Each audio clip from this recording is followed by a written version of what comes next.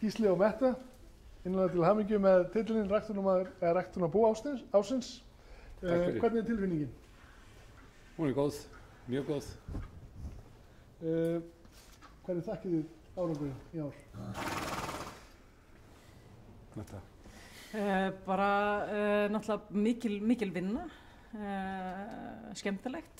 Við þökkum bara hvað maður að segja, ofboðslega gott starfsfólk sem var með okkur í vetur til dæmis og náttúrulega bara margra ára vinna eiginlega. Lögðu upp með þetta í byrjun árs? Nei, ég held að það sé ekki hægt að leggja upp með þetta. Við bara gerðum okkur besta og það bara skilja mjög góðum árangri. Hvenær var ykkur þetta svona ljóst? Voruð þið búin að finna þetta á okkur? Nei, bara núna. Bara núna? Já, það var alltaf voru margir að spá en það er ekki hægt að halda utan það hvað aðri gera sko. Maður alltaf hugsa að reyna að gera vel sjálfur og já. Hver eru svona ræktunarmarkmið búsins? Ræktunarmarkmið svona fyrst og fremst rými og léttleiki. Ekki mikið upp úr léttleika.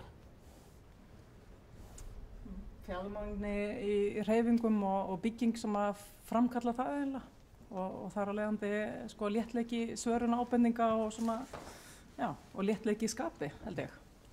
Annars held ég að við höfum svona alltaf verið að pæla í að sko að reyna að rækta hross sem að okkur langar til að ríða á og okkur langar til að keppa. Það er einlega búið að vera markmiðið eiginlega og búa til bara hross fyrir okkur. Þannig að ég held að það sé allavega, já. Fyrst og fremst. Hvernig á svo að halda upp á? Já, Gísli. Það kannski egg og bacon. Það var renni botinn. Getur verið. Takk fyrir þetta og til hamingju. Takk.